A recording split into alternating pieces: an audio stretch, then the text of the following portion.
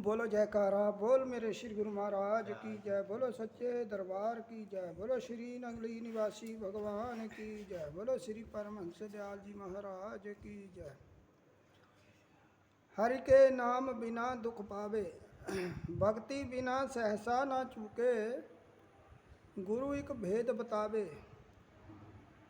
कहा भयो तीरथ व्रत किए, राम शरण नहीं आवे। जोग जग ली फल ती मानो, जो प्रभ जस बिसरावे। मान मोह दोनों को, पर हर गोविंद के गुण गावे। कौ नानक ए विधि को प्राणी, जीवन मुक्त कहावे। राग बिलावल में गुरु साहब कहते हैं कि संसार यात्रा में आया हुआ जीव अनेक शुभ और अशुभ कर्म करता हुआ आयु व्यतीत कर रहा है, किंतु इस जीवन में उस प्रभु की याद और सिमरण बिना अनेक दुख सहन करता है। गुरु साहब ने एक अन्य स्थान पर लिखा है, जे प्रसाद बसे सुख मंदिर, तिस ठाकर को राख मन अंदर। किंतु यह सब सुनता पढ़ता हुआ मन की मूर्खता नहीं त्यागता। इसके शरीर से लेकर मन, धन, परिवार, सुख संपत्ति कुछ भी इसका नहीं। यदि कुछ भी इसका होता तो तन एक रस रहता, इसकी आज्ञा में धन एक रस रहता, परिवार को की हानि ना होती और मन इसके बसीभूत होता। किंतु यह सब वस्तुएं स्थूल तथा सूक्ष्म सब चलायमान ऐसे सिद्ध हुआ कि यह सब सामान इसको निर्वाह करने के लिए मिला है। अमानत में ख्यानत करके चोर कहलाकर यम के हाथ पकड़ा जाता है। गुरु साहब की आज्ञा है कि संसार में सब कुछ करता हुआ तू उस मालिक से प्यार उत्पन्न कर, अपने मन की वृत्ति उसके चरणों में लगाए रख। श्री कबीर जी का कथन है, सुमरन की सुध यूं करो जैसे दाम कंगाल, कह कबीर बिसरे नहीं पल पल लेत संभाल। सिमरन इस प्रकार होना चाहिए जैसे कंगाल पुरुष सब काम काज यात्रा इत्यादि भी करता हुआ अपनी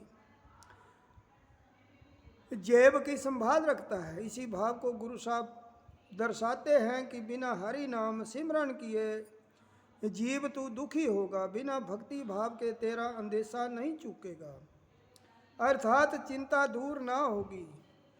यह गुरु लोग ही भेद बताते हैं। इस पर यह एक कथा है। किसी स्थान में एक कोई तत्ववेता महापुरुष संगत में बैठे प्रवचन दे रहे थे। कुछ चरण चाँप रहे थे तो कुछ पंखा हिला रहे थे। हर प्रकार से गुरु की सेवा और आदर सत्कार हो रहा था। सावन भादों का महीना था। एक जाट दो बैल जोते हुए पास से गुजरा, जो चावल की बुआई करके आया था। मारे गर्मी के थका हुआ वही छाया में खड़े होकर सत्संग सुनने लगा। अंत में गुरुजी से बोला, संत जी यह काम मुझे भी सिखा दो, मैं तो दुनिया का धंधा करता मर रहा हूँ और आप हैं कि बस बैठे बैठे आनंद मना रहे हैं। गुरुजी जान गए कि इस मूर्ख को यह काम सस्ता और सरल दिखाई दिया है। गुरु बाबा बोले, बेटा यह हमारे वाला काम बड़ा कठिन है। जाट बोला, वाह रे वाह, पलंग पर बैठना, अच्छा खाना, सेवा कराना और फिर कठिन कैसे है? बाबा बोले, मरकर यह पद प्राप्त होगा। भगवान के नाम का जप जाप योग साधन भूख प्यास व्रत आदि अनेक कर्म करने के पश्चात यह पद मिलेगा। तो जाट ने कहा, भला हल चलाने और धरती खोद खोद कर मरने से भी कठिन कार्य कोई है? बाबा बोले, हाँ उससे भी कठिन है। तो जाट ने उत्तर दिया कि मैं करके ही रहूँगा, आप और आप जैसा बन के ही दम लूँगा। तब बाबा जी ने गुरु मंत्र दे दिया और जाट का धन्ना भक्त वाला हठ धर्म पूरा हुआ। बाबा ने पीछा छुड़ाते हुए कहा, आप एकांत में निर्जन जंगल में पीपल की कंदरा में बैठकर जपा करो, हर तू हर तू हर तू। अब जाट ने वैसे ही किया। जब 4 दिन बिना खाए पिए गुजरे तो मारे भूख के मुंह से हड़पू निकलने लगा। अंत में भगवान विष्णु का सिंहासन डोल गया तो अपनी माया लक्ष्मी को बोले कि एक मेरा नया भक्त उत्पन्न हुआ है, अब उसकी सुध लेनी पड़ेगी। तब दोनों साधारण मनुष्य रूप धारण करके वहां पहुंचे। दूर से ही उसकी आवाज सुनने लगी। लक्ष्मी बोली, प्रभु या तो तेरा नाम नहीं। भगवान बोले, नाम भले ही मेरा नहीं, किंतु मेरे लिए तड़प तो बढ़ रही है, जाओ भक्त से मिलो। तब लक्ष्मी पास जाकर बोली, भगत जी राम राम बोलो।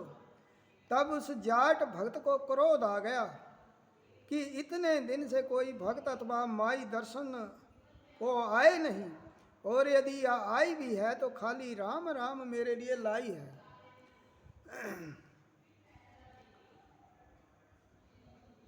तब मारे क्रोध के जाट कुछ न बोला। इधर लक्ष्मी जी को भी क्रोध आ गया तो डांट कर बोली, कैसे भक्त हो, भला यह नाम किसका जप रहे हो। तो जाट ने क्रोधित होकर कहा, तेरे खसम पति का। तब लक्ष्मी तनिक संभल गई कि या तो अंतर्यामी है। उसने फिर पूछा, भला यह तो बताओ कि मेरा खसम अब कहाँ है।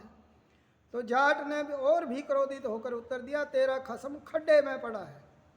अब वास्तव में ही भगवान उस समय पास वाले खड्डे में छिपे हुए थे। तब लक्ष्मी ने जाकर भगवान से कहा, हे प्रभु तू भी धन्य है और तेरे भक्त भी धन्य हैं, अब चलकर उसे दर्शन दो, वह तो सब मंजिलें पार कर चुका है। सो इस दृष्टांत का सारांश यह हुआ कि गुरु या भेद बतावे।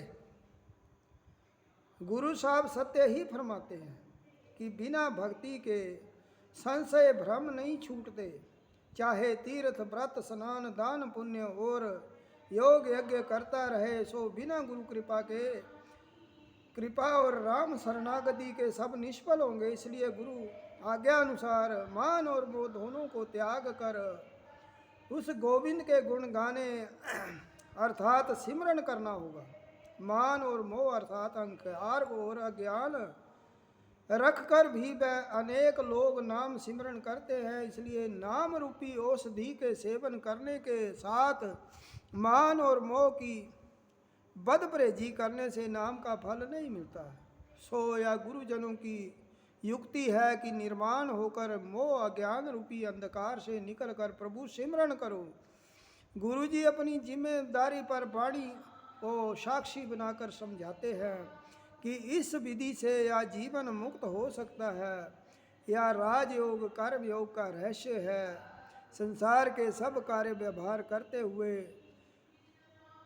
जीव गुरु आज्ञा अनुसार निर्माण होकर नाम सिमरन करे। बोल जयकारा, बोल मेरे श्री गुरु महाराज की जय, बोलो सच्चे दरबार की जय, बोलो श्री नंगली निवासी भगवान की जय, बोलो श्री परमहंस दयाल जी महाराज।